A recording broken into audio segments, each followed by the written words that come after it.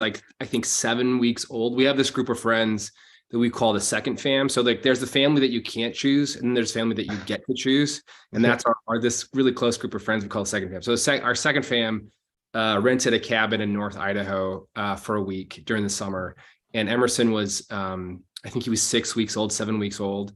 And I still remember the amount of gear that it took to get like one little teeny tiny kid. That's like, on the highway to a house. We bought one of those Thule roof boxes or whatever. And we have like a full Toyota Highlander, like full size SUV. And we barely had enough room. It was ridiculous. Yeah, we stuffed the Ram, the whole back cabin with Chloe stuff. You got the pack and play, you got the noise machine, we got the blackout tent and all that stuff. It's amazing how much room those things take up. Yeah.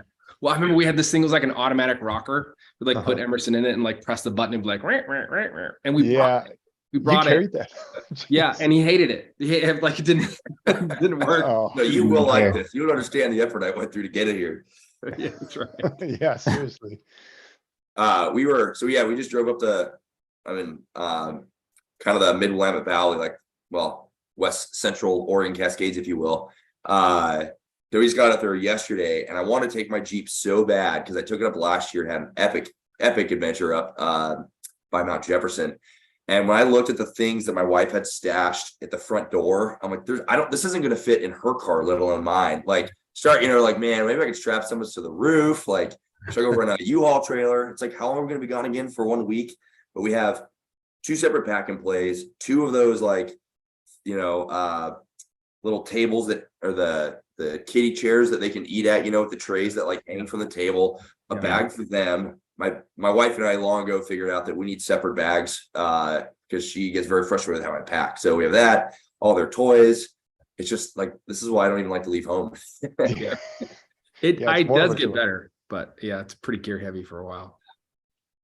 So anyways, everybody, welcome. Thanks for joining. For you guys if anyone is watching on the live stream, thanks for coming along, and otherwise probably catching you on the re-record. But basically, the 6 of us, all Jeep guys, wanted to hang out, and we're actually all going to send each other our favorite bourbon. And then we just figure out, the practicality of it's maybe we should just be better off picking out our own, kind of just hanging out, talking about the last year, and then maybe some things that are coming down the line. So just in case people haven't seen all of your channels, I don't know if this order you guys are seeing is the same as me, but Greg, you're in the top left. So if you want to start out just talking about what your channel's about, what your last year has been like, we'd all like to hear it. Yeah, no problem. So I'm Greg, aka Trail Newbie, and I've only been doing this a couple years. Kevin and I have been going out for about 1.5 years on trails, right? Like that's the extent of it. Central California, the Sierra Nevada mountain ranges are generally where I do a ton of overlanding, off-roading, Jeep camping, etc. And this last year's just been a little slow for me just in terms of content because I didn't do anything really in the spring, like hit some winter camping with Kevin, work got crazy, and started doing some things kind of in summer and into the fall and winter here.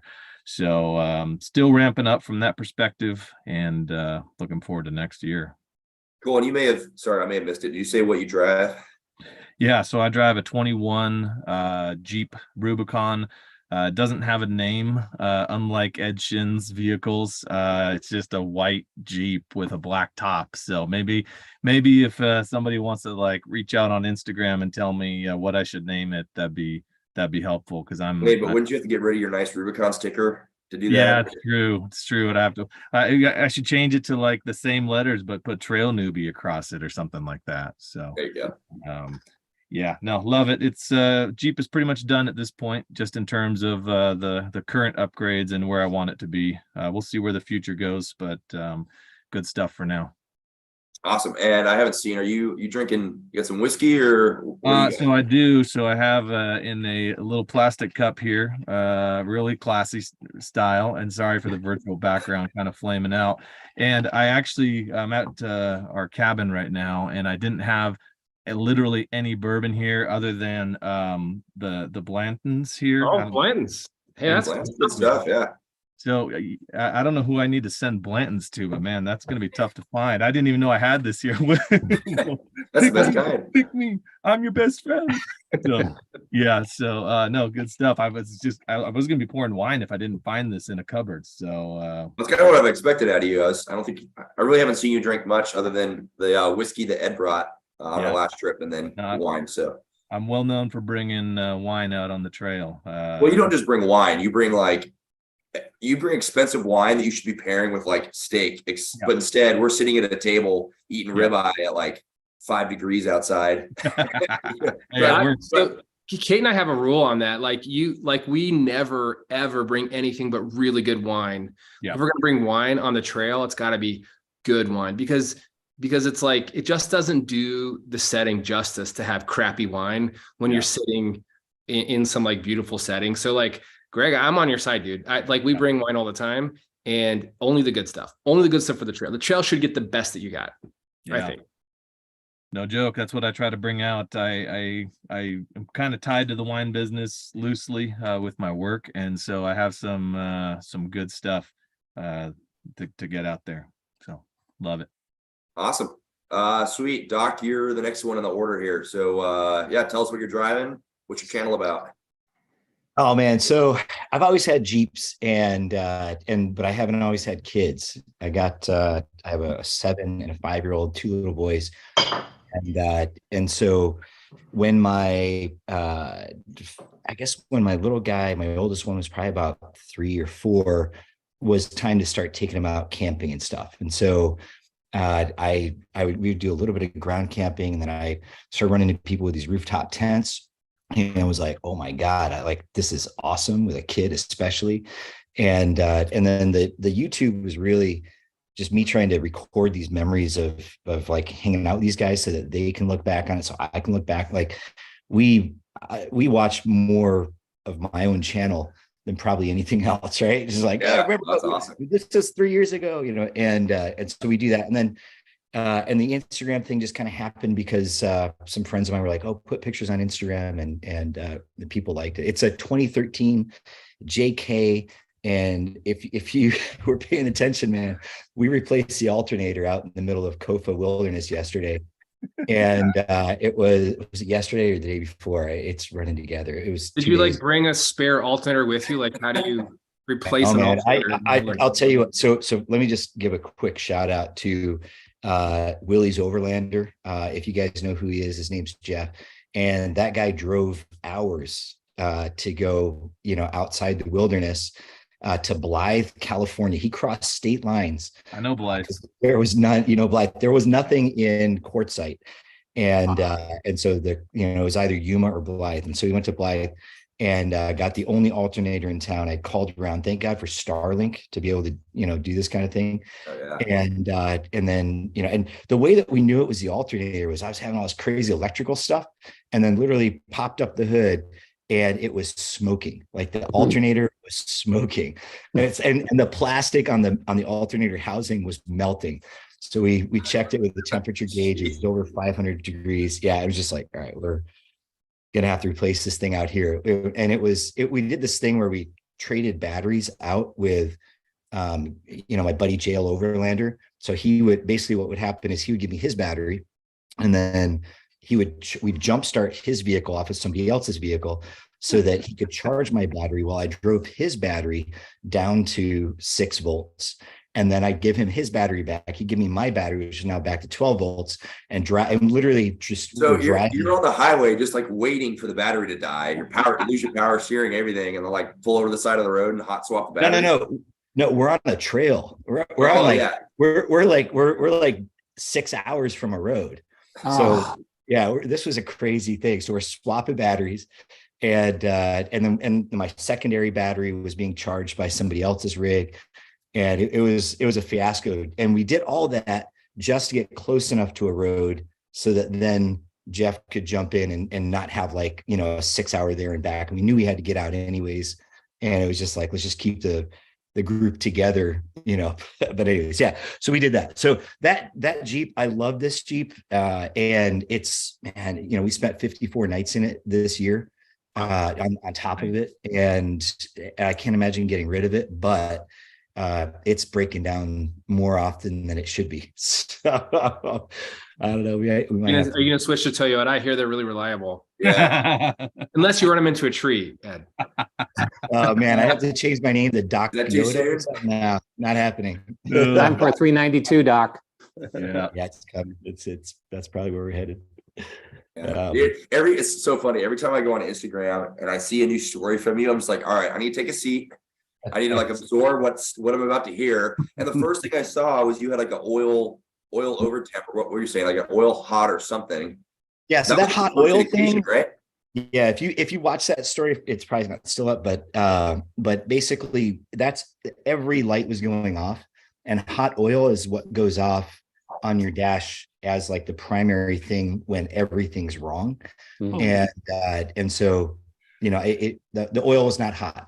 Like I could check the temperature of the oil and it was not hot, but it was saying hot oil, and that turns out that that's just like your alternator died. So it's like the Jeep's like saying like, maybe if I just flash this light, they'll stop driving. Yeah, I need to give him something to tell him he should pull over and stop driving. So The worst thing possible.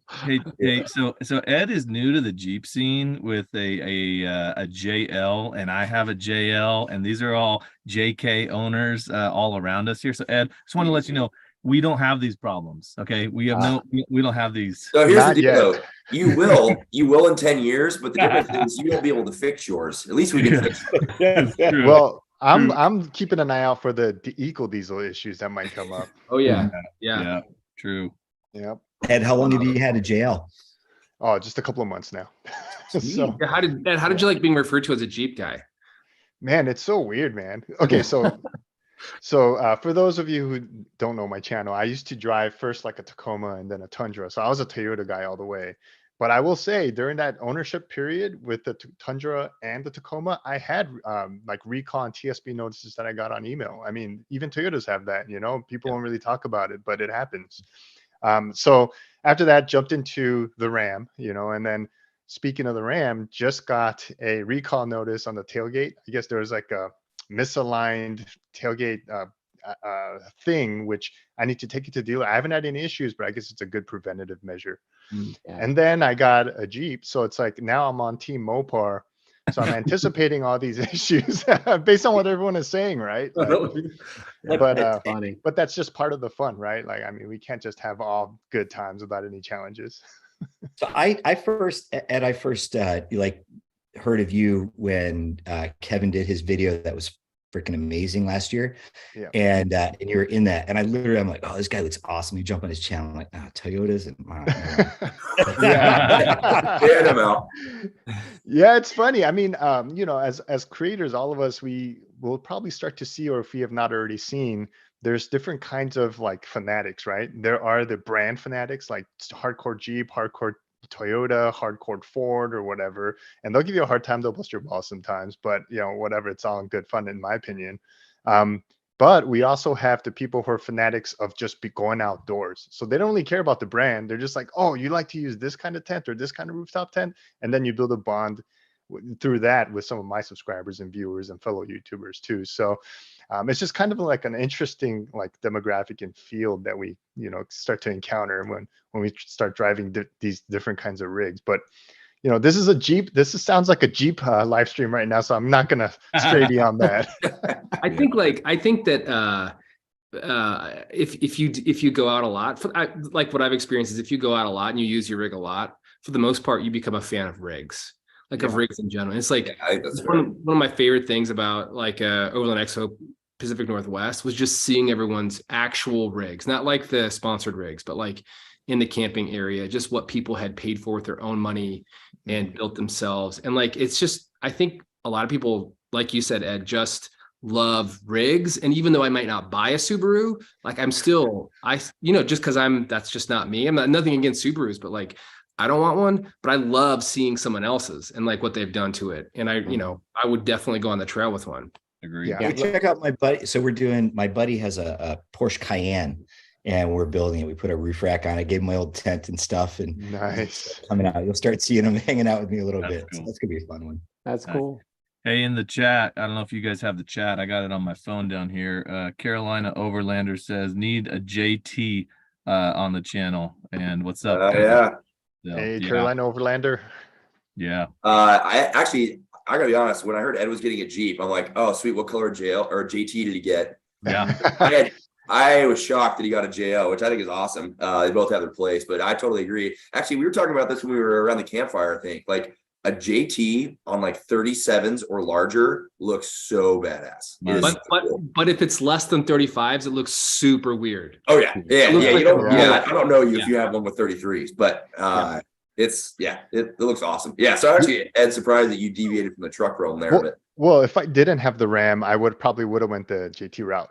The thing is, I already have something with the truck bed. And the thing is, if I looked at the J on the JT, when I really looked at it, I was like, okay, the departure angle looks better on the JL, as well as the shorter wheelbase. I think it's a little bit shorter than the JT, right? Yeah. So I wanted to do something like that where I've, better breakover angle and all that stuff, like where I can do more of the crawling type of stuff, but still overland in it. Because I can't do that with the Ram. As much as I would love to do some of the technical trails with the Ram, it's bad enough I can't drive it as it is right now. But you put a freaking technical trail in there, and the Ram will just be too beat up to drive. So with the JL, it's more capable on those things, and I've really come to love driving the Jeep more than the Ram these days. It's crazy to admit because the Ram is really comfortable inside and nice and spacious and really cush. But the Jeep, there's something about just driving it around. Like I just can't explain it. But now I get the it. bug right And now he's there. getting it, getting addicted. You got him. He's I loving think the Jeep part of it wave. too is like, and I think, I mean, everyone probably has this, even with newer Jeeps, but like I've come to know, like, especially with a manual, and like my Jeep's showing its age a little bit, but like you kind of just start to learn tendencies. Like I kind of know ahead of time, like, hey, is first gear going to be enough to get me up this hill? Whereas, when I was first starting out on trails with it, I'd get halfway up the hill and then find out, no, that's not enough torque. And then I'd have to crawl my way back down. But it's like, you kind of just start to learn. And actually, Greg's been with me enough. He probably knows all my Jeep noises too, maybe better than I do. So, they almost like kind of form their own personality, if you will. I don't know why it's any different than the other. I don't know, maybe because it's smaller, or you just kind of feel like you're, like you're sitting in the cockpit, like you're one with the vehicle. But there's I was just editing a video, Kevin, I'm gonna try to post on Sunday, and I noticed that as your Jeep drove by, I do know those sounds. I'm just like, I hear the and then mine drives by and it's like so Sure. yeah, Give it time. I know them well, that's for sure. All right, sorry, keep it around the horn here real quick. We'll hit Ian. What are you drinking over there? You know what? So Angel's Envy. If you guys know this stuff, yeah, that's good stuff. I was out of bourbon completely up in Lone Pine, and there's a grocery store, and they've got this selection, and I needed something that would fit, like kind of in a particular pouch, and this bottle is perfect for it. And so I drank it, and I was like, actually, this is really good stuff. So I tend to drink this or Woodford Reserve are kind of my two go-tos. Yeah, Woodford's good too. Ed, what about you? Sorry, I was just responding on the chat. So, Oh, you're good. So someone gave me a gift, and I did not open it till just right now. For this occasion, I popped it open and I was trying a couple of sips on it. Typically, I like my whiskey neat, but I put it on the rocks this time because I wasn't sure what the flavor was going to be like. So this is, if any of you guys have tried this, let me know. Do you see this? Oh yeah, Four Roses. Oh yeah, Four Roses. Yeah. Sure. What do you give me your honest thoughts on this drink? It's an everyday drinker. Yeah, it's I think. middle of the road. Yep. Yeah. So I don't drink that much whiskey. When I do, it's either with steak or when I'm with, friends or, gathered, group setting and stuff like that. If any of you guys have tried this, maybe it's because of that, but I don't know. I think I'm going to put this one down and I'm going to swap it out because I see all these people with their fancy drinks right now. And I think I need to take it to the next level. So let me show you what I'm going to pour here. All right. He's got something special. Oh, he's got the bar right next to his workspace. That's smart. Wow. Yeah, there you go. Perfect. So for tonight, I think this is a special occasion. I don't really drink this too often, but we'll go with this. Nice. There you go. Nice. Unlimited's good stuff. Then this one I could definitely really drink good. neat, so I'll just do that. Let me just pour it down. But yep, that's what I'm drinking. Sweet. All right. Next is Mike. Mike, we're bringing you into the fold here. Tell us about who you are, what your channel's about, and what you're drinking. Yeah, so I am driving a 2017 JK with about 75,000 miles on it now. I bought it used with about 35. I started my YouTube channel now almost a year ago, actually a little over a year ago now. It's amazing to me to think. When I first started the channel, it was really just to document a trip I took to Death Valley with my brother, who's 5 years older than me. I remember. And he had just bought a 2021 TRD Pro 4Runner. And I said, well, let's take it to Death Valley and beat it up. And that's exactly, it was stock. It hadn't been done, nothing had been done to it. And we took it to Death Valley for about a week and really had a great time. And I was really just taking some GoPro video to kind of document it. And man, those first YouTube videos are rough in my opinion, but I've learned a lot since then, and I think I'm getting better. And it's just been a lot of fun. I've been overlanding with that Jeep for about 2 years now, and just had an amazing time with you guys. Just some amazing trips. Will, hoping to do some with you in the coming year. Yeah. And Doc, you too. Really missed you at Kavanaugh. That would have been awesome for you to show up. But we understand with the rain you'd been in for a week. Yeah, hey, don't let him off the hook completely. Yeah, true. Yeah, but I'm drinking some Henry McKenna 10-year-old bourbon whiskey, and really, really good. I never tried it before, so this is the first for me to try some Henry McKenna. So really good, really smooth whiskey. So really good. What I love is, Mike, your background is not a virtual background, though it's just perfect. It's like, the fire is just perfect there. Oh yeah. Hold on a second. Let me add some more wood to the fire. Yeah, like action. B-roll for his next movie or that's awesome. There's the angle I like right there. Oh yeah, thanks for that, Mike. I figured you guys would like that. Yeah, do some more deadlifts, man. Yeah. I think you just demonetized this video. I thought you guys would enjoy that. But no, it's been great, really learning to get to know all you guys, and it's just been fun. That YouTube channel's been a blast for me to do, and I've learned a lot, and the editing I think slowly getting better, and it's just been a lot of fun this past year putting that up and exploring.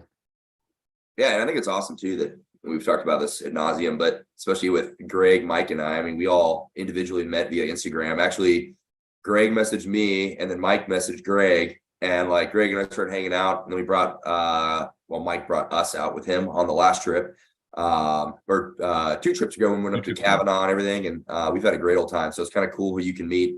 Ed and I have been talking through with each other for a few years. Will, let you talk in a sec. I talked to you because we just happen to have the same awning. Yep. And sponsor.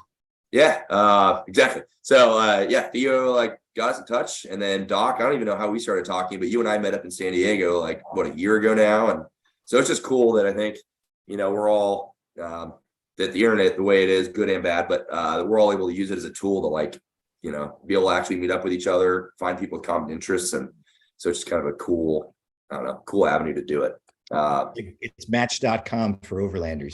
Right. Hey, I thought I had it on a private tab.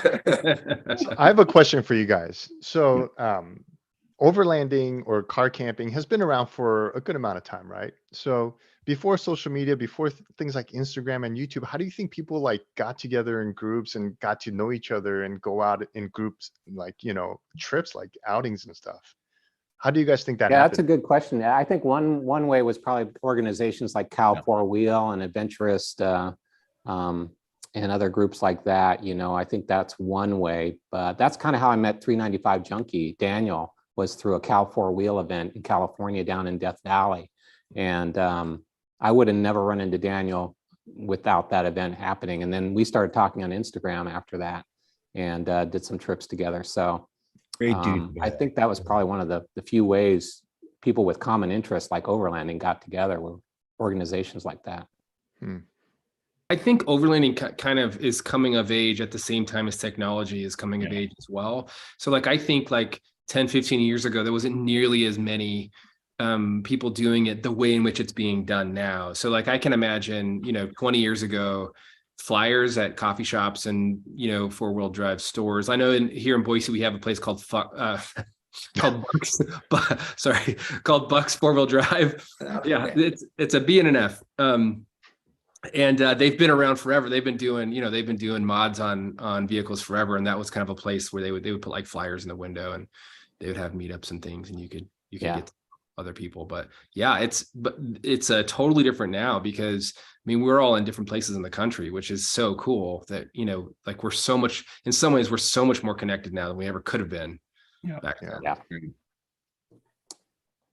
Yep. Nice. All right, well, we'll segue that right into Will. Tell us about your channel, what you're drinking. Oh, yeah. Okay. My channel is Venture to Rome. It's a channel I started a few years ago. I love overland. I love the outdoors. I'm from Idaho. I moved away from Idaho into the big city. I was gone for 10 years. Like out of college, I left. Like I couldn't wait to get out of Idaho. I thought everyone who stayed there like didn't make it out. Lived in the Midwest and East Coast for 10 years. 6 of those in Manhattan. And then Kate and I, my wife, who we met in college in Caldwell, Idaho, we decided to move back home. We kind of crash landed both directions. We crash landed back in Idaho. And when we came back, we like all those people who say like Boise is so great, like we finally got it. It was like we finally, as adults, we finally saw what was so special about Boise, and all those things that I was dragged into as a kid, going outdoors and camping and, hunting and hiking and all of those things, we're now like experience them totally differently as an adult. And so we started going out. We bought a Jeep. I have a 2013 JK Sahara. It is Rubicon. It's a Sahara. No. It's a Frankenstein, because I basically turned it into a Rubicon. Had I to do it again, I would definitely buy a Rubicon to begin with, because I've spent way more on my Sahara to make it into kind of a Rubicon than I would have just buying a Rubicon. But it's got 80,000 miles on it now. It's not my everyday driver, so I only really put off-road miles on it. So it's low miles for 2013, but they're hard miles. I've done just a ton of stuff to it. I haven't really made a lot of videos about modifications. I'm not like a modification channel. I'm much more of like an adventure travel kind of trip focused channel. I do stuff like that. I do some gear reviews, and I do kind of informational videos, but I'm definitely not like a modification or a build channel. So to wrap it up, I've been really going after it for a couple of years on YouTube, having a lot of fun. I've always been kind of a creative person, so it's like the perfect mix when I go out overlanding. Now I can be creative and I can experience the outdoors, like two things that I really love doing. And I've been inspired by everybody in this group. I would say like, this is proof that like you can be kind. Like the people in this group, people that I tend to gravitate towards are the ones that really have empathy, that they like to be part of a community, they like to communicate and share.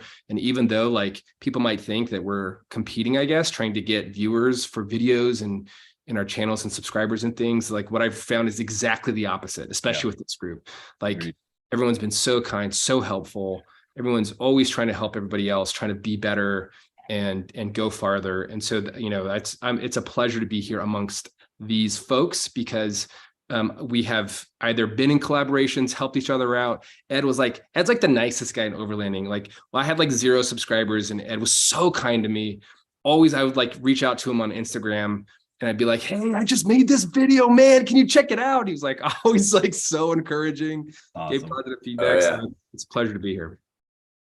Nice. Oh, and sorry, my bourbon. This is called Trails End, and it's from Hood River, Oregon. Ooh. Yeah, there we go. So tie that all together. I love buying local whenever I can. And so I try to find just the best that I can locally. I'm gonna tell you right now, this is up there with Angel's Envy, with a lot of like the really better known kind of Kentucky brands. This Trails End stuff is fabulous, and I think it's like $40 a bottle or something. It costs as much as 4 roses. It's really, really good. And if you've never been to Hood River, Oregon, you've got to go. It is an amazing place. It's no wonder they make good bourbon there. So that's what I'm drinking. Cool. Awesome. Sweet. Well, I'll cover, I guess, lastly, what I'm drinking here. I think most people watch my channel probably know who I am, but Kevin with Rhino Off-Road. I actually found a really cool bottle, and I got this, and then I was like super excited about doing like a bourbon tasting just because I wanted an excuse to like show this off. But on my last video, I went up to Tahoe en route to a work trip, which was in Fallon. We have a base there that we fly out of. And there's this really cool like small ranch that this family's owned for like 150 years. And they just like at some point in their past got into distilling. So they distill, I mean, mainly do whiskey, but they like have gone really legit. Like people in Nevada, like western side of Nevada, slowly just started to find out about it. It's called Fry Ranch. I'll show you the bottle here, but it's probably backwards because of the way they have the camera oriented. But either way, it's excellent for one, but also it's just like a really cool story. Like again, it's family's private ranch. They now have this like massive distillery and tasting room and stuff. So I think it's just kind of cool. It's about $45 for this, and they have a single barrel. They have a couple of different batches that they do. But anyway, it's just thought it was kind of cool that like this small family just like went legit. And you can find this stuff. Like I was in South Lake Tahoe and found this stuff in all the grocery stores. So like it's kind of a cool story. So I got a buddy who goes up there like every year. So do they have like a place you can stay or something, or is we're it in Fallon? Yeah, we're at the Fry Ranch. No, I mean it's like Fallon itself is like it's a postage stamp. Like it's very, very small. Fry Ranch, I don't think they do. Like there are places around you can stay. It's only an hour from Reno. Yeah, it's very easy drive. It's also cool because that's where like the Pony Express and the old Lincoln Highway both kind of merge and go basically just just south of where their branches. So it's kind of a cool area for history too. Sweet. Cool. Well, knocked out some intros. Actually I get this question a lot, and now that we have all of us in here, I wrote it down, so that'd be cool to ask. How do you guys, just talking about like the content creation aspect, like how does filming and being concerned with, as you're going out on the trail, all the prep work ahead of time, and then all the time it takes while you're out there stopping, launching the drone, getting the shots you want, all the B-roll, that kind of stuff. Like how does that affect your experience? Obviously there's going to be I think the obvious is there are some negatives that come along with it, but what are maybe some of the positives you guys have seen, or how does it change your trip? Because there's a lot of people who don't have to worry about this. They can actually just go out and experience the trip for what it is, which is obviously great. And sometimes I don't know about you guys, like there are trips where I just don't even bring camera gear because I just kind of want to keep it simple and enjoy a single night. But what are your guys' thoughts on that? Like how does that change your experience of going in the outdoors? Who wants it? Who wants to start? Yeah, I think you just did. All right. Yeah. So, I mean, for me, I've kept it pretty simple, right? I mean, everything I film is done on my iPhone, and I edit every video just on my iPhone. I have a drone.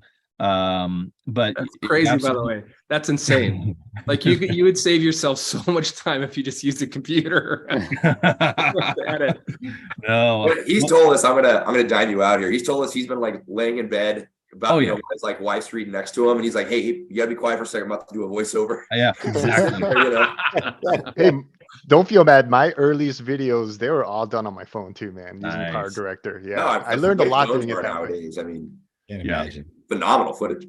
What I've found is when you're doing that stuff, it is kind of a sacrifice, right? Like when you're cruising along and you see something, you're like, hey, we got to stop, we're crossing this, I got to fly the drone toward the bridge as we drive across to get the epic shot and all that.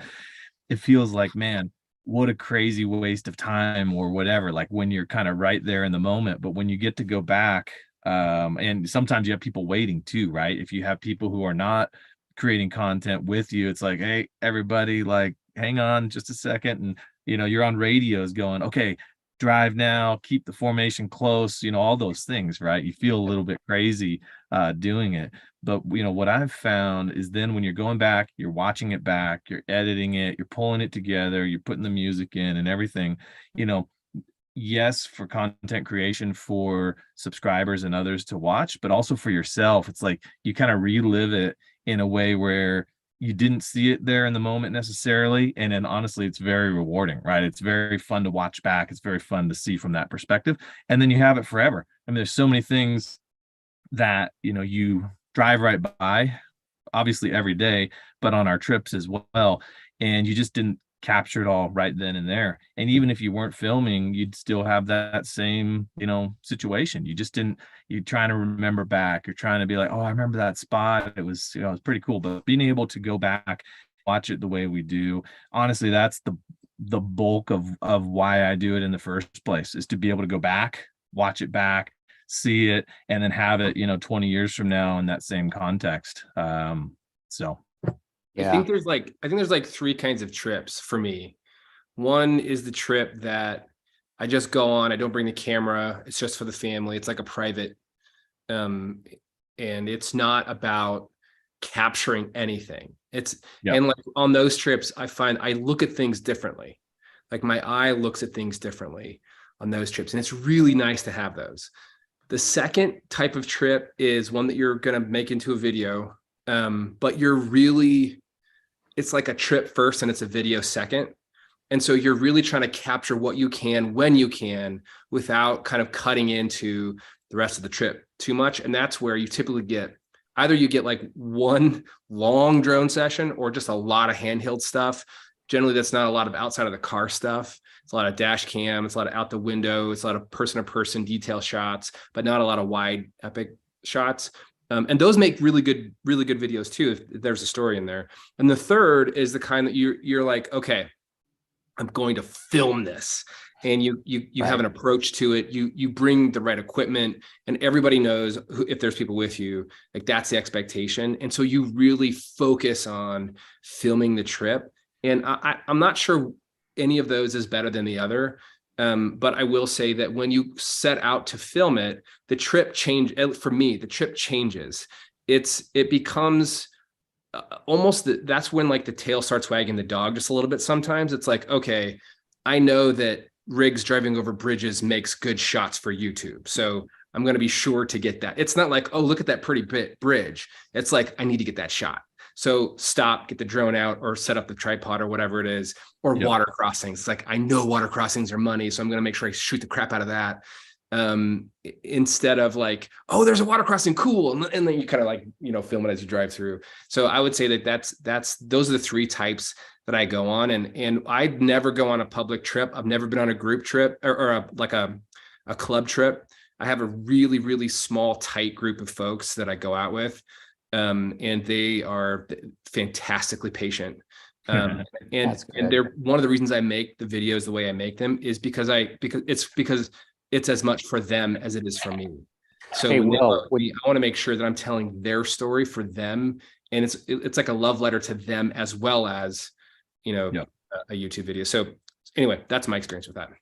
Hey, Will, real quick on that, would you say the BDR series in Idaho was sort of that kind of setup for you? I mean, that was a fantastic series through Idaho. I mean, I don't know how much better you could have done on that. It was fantastic watching each episode. Thanks, it was well put together. Yeah. Thanks, thanks. It was. Yeah. I mean, I watch it now, like when you watch a video that you put out like 3 weeks ago and you just cringe. It's the same. When I watch the BDR, I just cringe on so many parts of it, but I know it was probably the best thing I've filmed so far. And part of that was because I had Rob from Revere Overland with me, and we shared 100% of our footage. So, every couple of days we would swap all of our data. And so, but on the trip, we were always kind of slingshotting each other with coverage of different things and communicating around that. But I wanted to set out and make like the definitive Idaho BDR, four-wheeled Idaho BDR film. So like I was, from beginning to end, I was going after it on that one. Yeah. Incredible. Little too much gratuitous rib shots. When I watch that thing, I get hungry. Yeah, we did have rib points. So I had I used a service called Licked. It's LICK''D, which lets you license popular chart music. And that was one of the things I tried to insert into that to make it just a little bit different. But you can't do it if you have sponsored content. And so that video, even though I had sponsors on that trip, I didn't feature any of them, except I did do a little like wink and nod to the Otzi grill that we had, and that's where the ribs came in. So we had ribs twice on that. I made them their own video of that I gave to them to use for promotional purposes. But I just had such a good time. Like I could not film the ribs on the flames. It was pretty fun. Yeah, you also did some promotional for Clamato. We learned that you love drinking. Yeah, it's just so gross. I will never drink that. Never give that to me as a gift, please. Disgusting. Ed, what about you? Yeah, you know what's funny is and like what Will said, there are different types of trips, that's for sure. But with like what I've noticed just with my schedule and stuff like that, I have to really kind of try to combine everything. So, a lot of the time, even when I don't want to film, when I go somewhere and I see scenery and like that, I'm like, dude, I really want to capture this, right? But the crazy thing about, just kind of creating content when you're out camping, because it sounds like we all started off just enjoying the outdoors, camping, overlanding, and all that stuff, and then just kind of YouTube kind of fell into place, and then we're sharing now, right? So before, when I used to do this without filming, like it started off backpacking, there would be a lot of emotion-based stuff, right? You go out there and you see all this beautiful scenery, these trees, these mountains, wherever you're at, and you just have all these feelings, right? Now, what's happening is when we're filming content, there's a little bit of logic involved. When I say logic, it's not just about the person in that environment, in that nature anymore. It's all about how are we going to share this with people who are going to watch our experience, right? So now we're being more mindful about, this is going to be a beautiful shot, or I see this as something very beautiful. I want to share this. This I think is beautiful, but I don't think other people who are watching it are going to be very intrigued by it. It's not going to hold their attention. So I'll just enjoy it myself for the brief moment. And then the other stuff that I see that I can share, then I'll just share those things. Like if you look at certain creators, like the big time creators like Casey Neistat and all of them, every second of their shot is something interesting that's visually just, appealing, right? So that's what you want to do, right? Ideally, right? Just to capture it and hold the viewer's attention. And how successful we are, it just depends. But, when I'm out, I notice that even though filming might take over some of the time I might have spent just enjoying something, and like what some of us have mentioned, later we can reflect and look back on it and enjoy it even more, because it's more of what is this? It's an infinite thing. It's not finite anymore. It's not something in our memory that passes. It's something that we can look back on and enjoy over and over again. And the beauty of this platform is we can share with other people. So for me, it's made my experience and enjoyment a lot more greater than it was ever before I started creating content on YouTube. And and it's a great thing, because like I'm sure all of us, just because of, I haven't seen Ian Butler, your content yet, but I am going to subscribe and check out your stuff. But everyone that I've seen so far, like, it's inspirational. Like, we have all great content. Will's the only guy out of all of us, I think, that has made great content since day one of his channel. But you guys like corner videos that the rest of us have posted. No, it's amazing. Every one of them though is such a, But haven't we gotten comments where people say it's inspirational, like it makes them want to go out and do stuff that we've done, and that's like, I think, the most ultimate rewarding thing that accompanies our experience and time and enjoyment in the outdoors. So it's like a big, nice, warm, fuzzy package too, So for me, just to answer your question, it hasn't taken away from my experience outdoors creating content. It's actually enhanced it. Ed makes videos. So like, I remember I was watching a video. I don't know when he made this, Ed, but it was like you were gonna go out overlanding, but you couldn't find any spot, so you end up like having lunch out of the back of your truck on the side of the road. And I was like, I was like, you're one of the only people, when I watch a video, like specifically, I remember that one, because I was watching you eat lunch out of the back of your truck, and I'm like, why am I watching this? I was like, why have I watched this whole thing? Like, but it was so interesting. Like you kept my attention the whole time, and it like took me a second to be like, he's just eating lunch.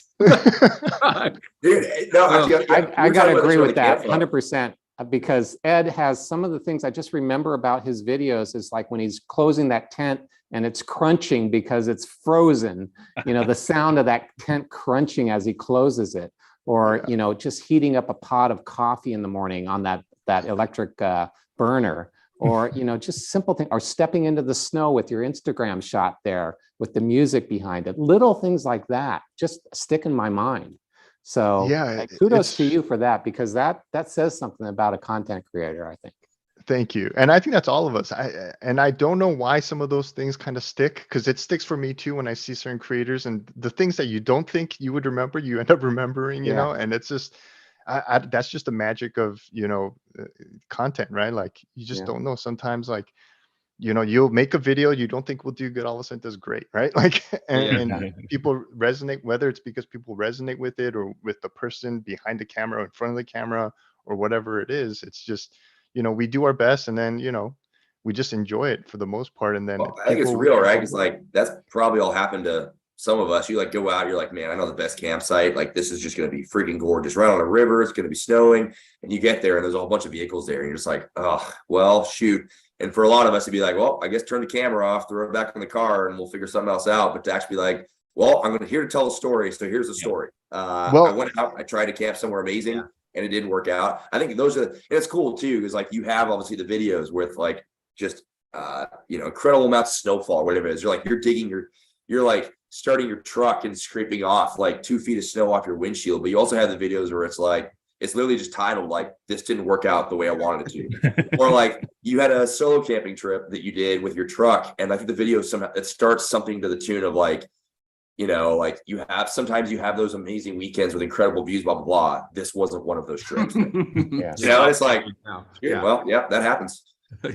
I mean, what's crazy is like, so I think all of us, we try to make the most of every situation, I think, right? From my limited experience with everybody and knowledge of senior content and stuff, you know, we want to make the most of a situation for YouTube or whatever, right? So when the place I was so foolish, like, that I went out on a weekend. It was a popular trail in Mount Hood, out of all places. So a lot of people go. I should have known better, you know, and all the popular spots with the best views, of course they would be taken, you know, like, so when I was leaving, I was like, man, I don't have much footage. Is it going to be throwaway footage, or is it going to be B-roll for a future video, or what am I going to do? I'm like, I'm hungry. And then, so typically, I don't know about like you Will guys. said, you're like, I'm sitting here, you're like, I think I just watched the guy make top ramen for 10 minutes. I know. But the thing is, like, I can't turn it off. But the thing is, another thing that what Casey Neistat told me that kind of stood out and just kind of stuck in my head is if you're doing something that no one else is doing and it's somewhat interesting, or you can tell a good story about what you're doing or how you're delivering it, and it's unique, sometimes it'll be a good thing, you know, even if it's like the most minute thing, because he'll make a video about the smallest things and it's really interesting, right? I watched through all of his videos, like from beginning to end. Yeah. But the thing that I have an issue with is, I don't think a lot of you guys have an issue with, is I still get nervous when there's other people around that I don't know, or strangers and stuff, seeing me with a camera, whether it's on a tripod or if I'm holding it. Like, I can't go to inside a grocery store and film myself trying to pick out food for the camp or whatever, you know. It's like, I just still have that kind of like a little mini phobia. So that time was extremely nerve-wracking, because I set it up on a tripod and it was on a main road where people were passing by. I'm like, man, this is gonna look so foolish. I'm eating top ramen on the back of my truck and there's all these people passing by on this trail. But go ahead, sorry, Ed. Yeah. Well, no, and so we just try to make the most of it, and we just say, hey, just gonna suck it up and try to make the most of it and enjoy it, and focus on your noodles. That's what I told myself. Focus on your noodles and just eat it and enjoy it, and then worry about everything else later. It's like a life lesson. Just focus on your noodles. Focus on your noodles. Right.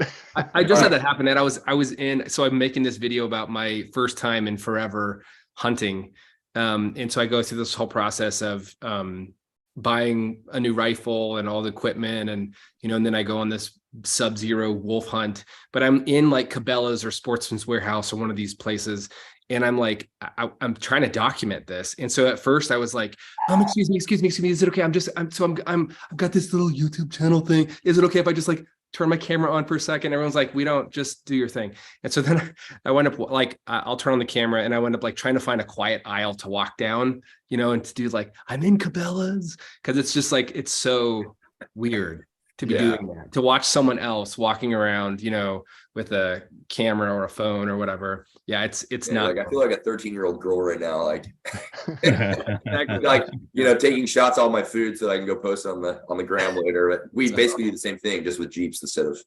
Yeah, pretty much.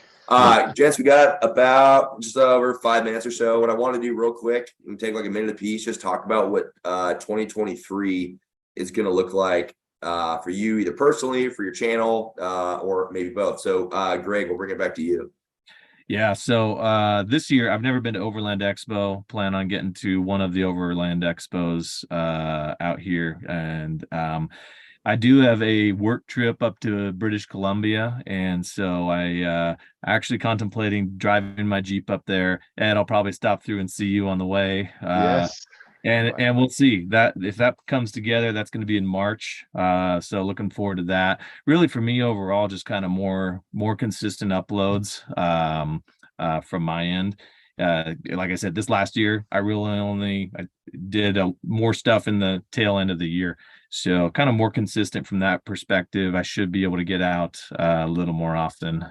So looking forward to that. Cool. Doc, what about you? Yeah, it's so last year was 52 nights in the tent. This year was 54. So I'm shooting for 56. But really, as the boys get older, we're able to get further and further. And so like this trip to Arizona with a 5-year-old, I wouldn't have done this with a 3-year-old, but now that I've got a 5 and a 7-year-old, we're starting to strike further distances. And so I'd like to go someplace further north than I've ever been, which right now Laurel Lakes is about the furthest north I've taken the boys, and probably a little bit more Utah, because man, some beautiful stuff out there. And as far as YouTube goes, I'm going to keep putting the stories of our adventures on there, but I find that some of this doctor stuff, for whatever reason, I've never put anything medical on there at all, and I feel like it's kind of a waste, right? Because there is I'll be out there with friends on the trail where they'll be like, hey man, by the way, I have this like this chest pain that's been happening or whatever. Oh, I've got a portable EKG machine. Let me throw it. They're like, oh, this is freaking cool. Like, why didn't you make a video about this? Like, hey, it's a good question. I don't know. So maybe a little bit more of like the medical stuff, in 2023, we'll see. It's smart. Cool. Awesome. Ed, I know you have a lot coming up. What do you want to fill us in on? Aside from, so YouTube full time, but that might evolve into something else later down the line. But if it does come out to that, of course, I'll announce and fill everyone in. But for right now, what I'm really looking forward to is really upgrading the Jeep. I already got the lift kit, wheels, all that stuff, just waiting at a shop, waiting to be installed on the Jeep. Super excited that we're going to re-gear it to 513, do all that stuff. But the tires, right now, it's hard to find 39-inch tires anywhere. So right now, what I am planning to put are BFGs on there. So once that comes in and it's out of the factory, we'll get it on there. The Jeep's going to look a lot different. So I'm really looking forward to that and going out further, like Moab, Rubicon Trail, and doing all those things. And hopefully, I can do that with some of you guys here, with all of you guys here. That'd be fantastic, and do things like that and travel more and, explore more around the country with the Jeep and maybe the Ram if I still enjoy it as much as I do with the Jeep. But yeah, that's the big part. Awesome. And you have a Patreon meetup coming in the near distant future, right? Yeah, in March I want to do Death Valley, I think is what I'm trying to do. And I know Greg, you see her coming up this way in March. Maybe we can coordinate something so that we don't miss each other. Yeah.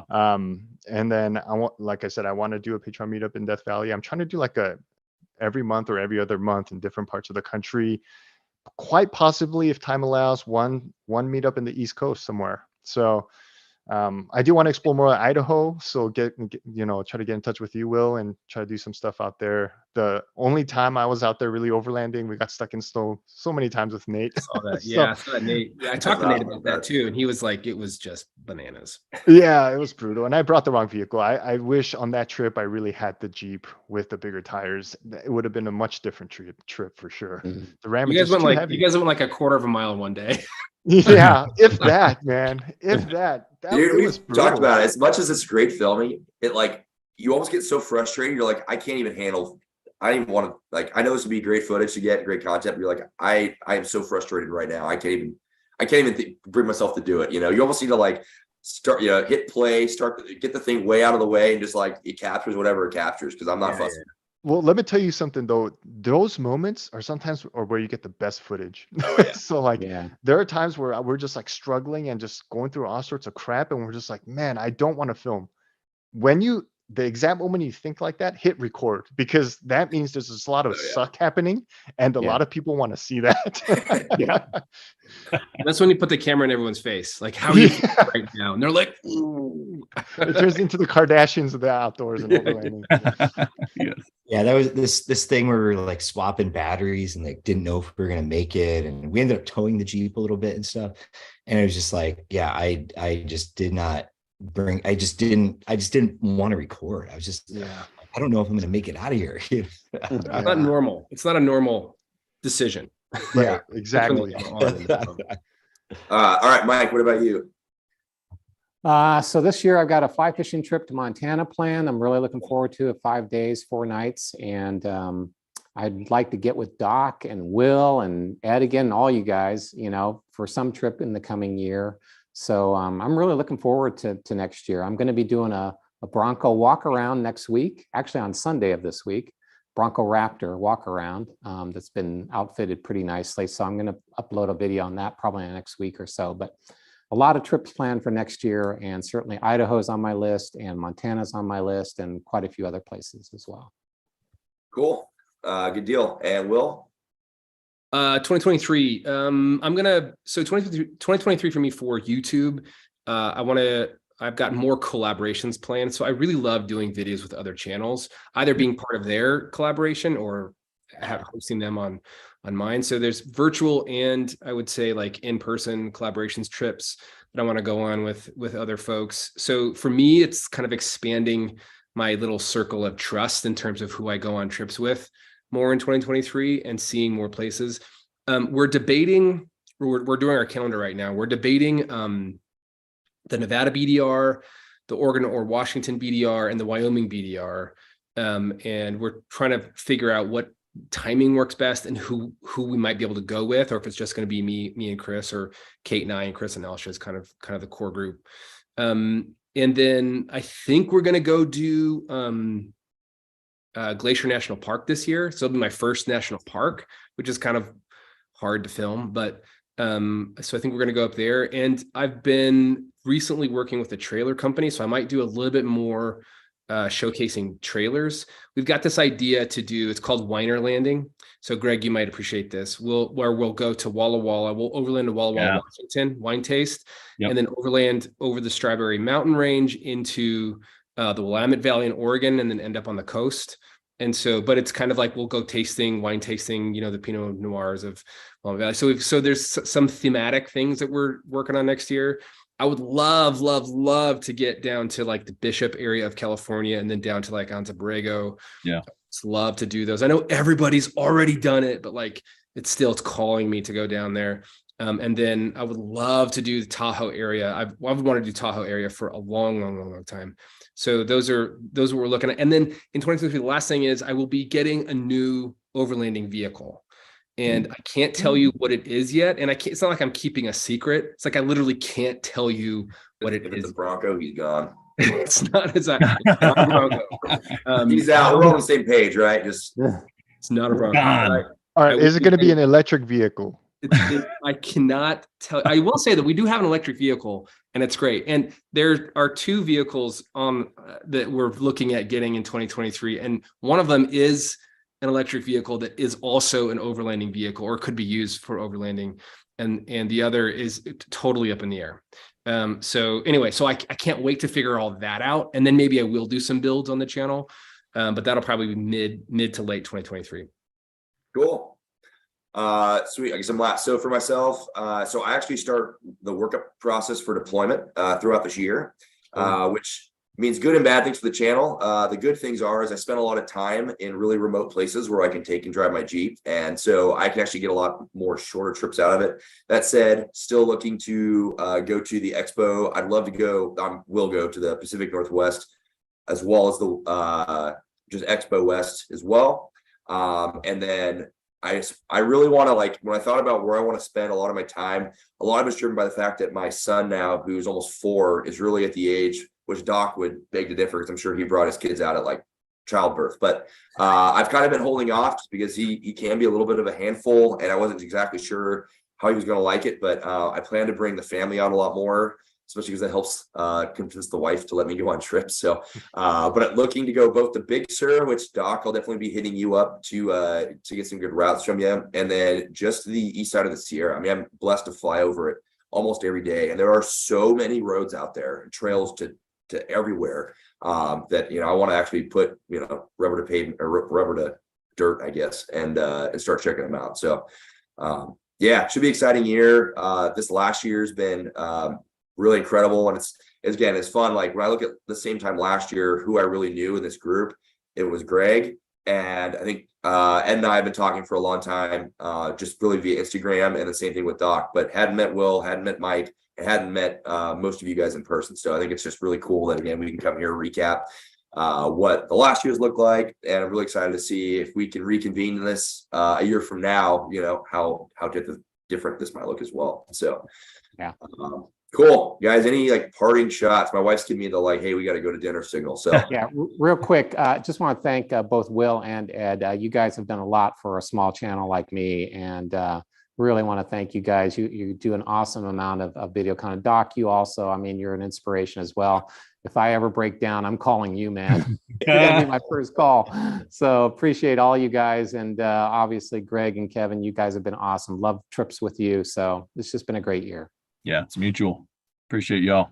Yeah, thanks for putting this together, Kevin. It was a great chat. oh, of course, yeah. Any excuse to hang out with the boys and drink some bourbon is always good. So Again. awesome.